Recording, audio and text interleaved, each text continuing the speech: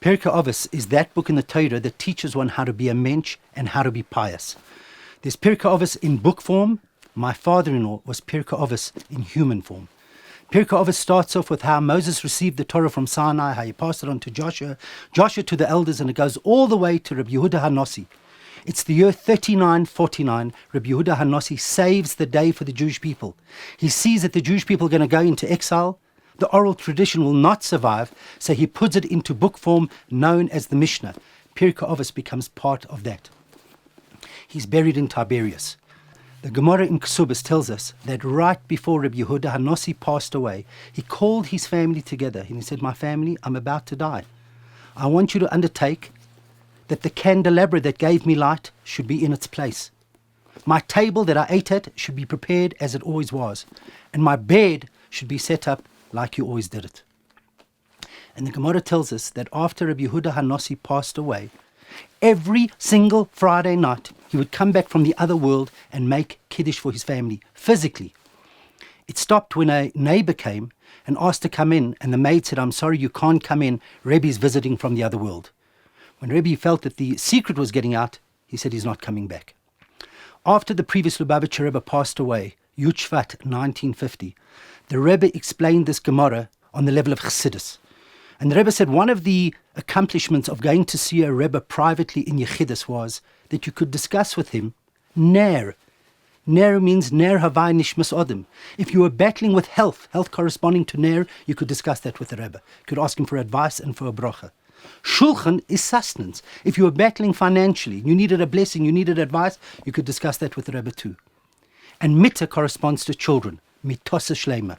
If one was battling with children, you could discuss that with the Rebbe and ask for a bracha. Now I want you to think about my father-in-law, for all those who knew him.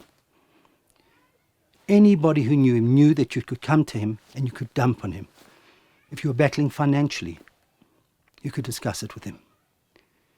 If you had health issues, or if you're battling with your kids, my father-in-law had a level of empathy that was absolutely uncanny. If you had a problem, he was able to sense it. He was able to let you know that he knew that you had a problem. He felt for you. He didn't want to invade, but if you needed his help, he was there. Every single time we go to a funeral, an unveiling, or a house of prayers, we hear the same words, Bila hamovas lenetzach, umocher lekim dimam al kol ponim, that one day God will wipe away tears from all faces, and death will vanish in life eternal. Now that's not poetry, that's prophecy, that one day Mashiach will come where all families will be reunited. The Rambam said it's going to take one mitzvah of one person to bring about Mashiach. In Pirkei Avos it says, judge people favorably and have an open home. One thing I witnessed in my father-in-law and mother-in-law's home was an open home where people were judged positively. Rich and poor always felt comfortable. So if there's somebody who's not judging people favorably, let's all undertake that we're going to judge favorably and our homes are going to be open. In Pirkei Avos it says, run to do a small mitzvah because you don't know what you're accomplishing. One thing I witnessed in my in-laws' home was people ran to do mitzvahs. My father-in-law, my mother-in-law, the home was full of mitzvahs. In Pirkei Avos it says, love learning Torah. The Tanza home was full of Torah learning. So as we stand here today, v'chayiten el liboy, let each and every one of us take upon ourselves one of these mitzvahs, and please God, in merit of this, may we immediately have the revelation of Mashiach, where families will be reunited. And to my mother-in-law I say, I represent Chaya here today, to you, to Chuni, to the entire family.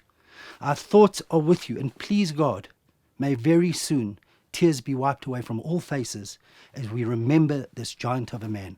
So as I stand here, commemorating the life of this truly great father, father-in-law, grandfather, great-grandfather, let's all take upon ourselves to do one mitzvah to better the world. And please God, through that, we should immediately have the revelation of Mashiach, where all sadness will be removed from the world and godliness will be revealed.